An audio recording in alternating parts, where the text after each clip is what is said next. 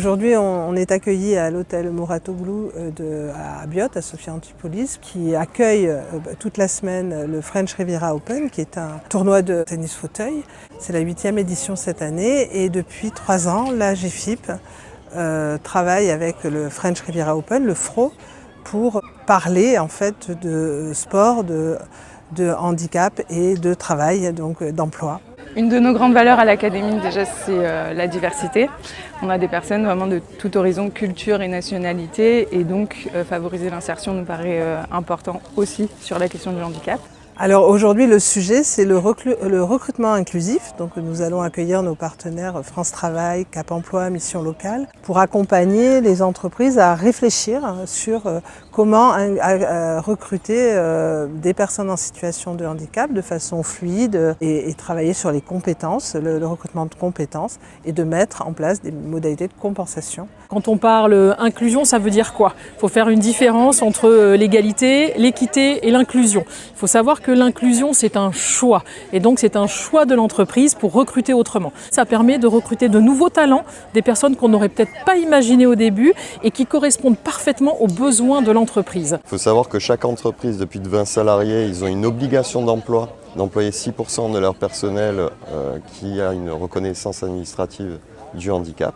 L'objectif, c'est de trouver l'adéquation, le bon poste pour la bonne personne.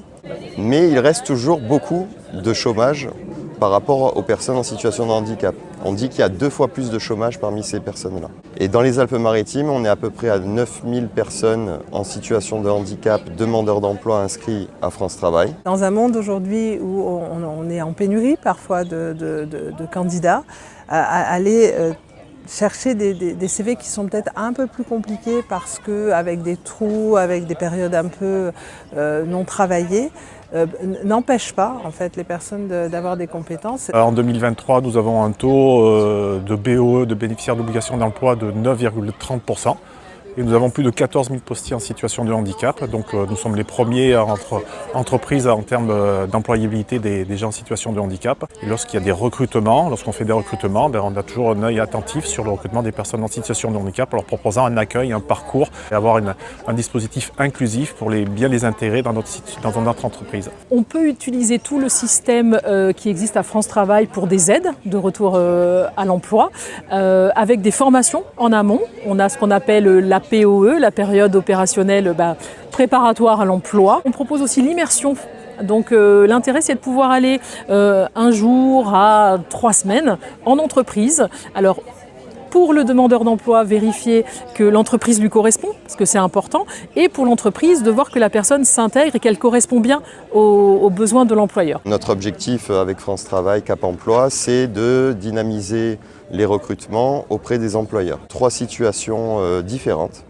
1, ça va être le handicap invisible. Comment on va questionner la personne par rapport à ses restrictions médicales. 2, ça peut être aussi quand on reçoit une personne avec un handicap visible. Pour le recruteur, ça peut être un sujet tabou. Et enfin, ça sera quand on n'a aucune information, que ce n'est pas écrit RQTH sur le CV. Quelles questions je vais poser à la personne que je reçois pour garantir qu'elle sera bien sur le poste de travail. Ça peut être des aménagements techniques, comme des sièges ergonomiques, comme des dispositifs visuels, des écrans plus larges, des dispositifs auditifs, mais ça peut être aussi des aménagements organisationnels, comme une gestion du temps, et notamment liés aux maladies invalidantes, comme parfois aussi des temps de repos que l'on pourra accorder, toujours dans le but de maintenir la personne en emploi, et aussi dans le but aussi que le collectif ne supporte pas les problématiques liées à son handicap. Pour les attentes aujourd'hui sur la journée, qui est un atelier qui est destiné au recrutement, c'est donner les clés aux managers qui embauchent pour savoir mieux accueillir dans ce parcours de recrutement les personnes en situation de handicap pour ne pas les mettre en défaut.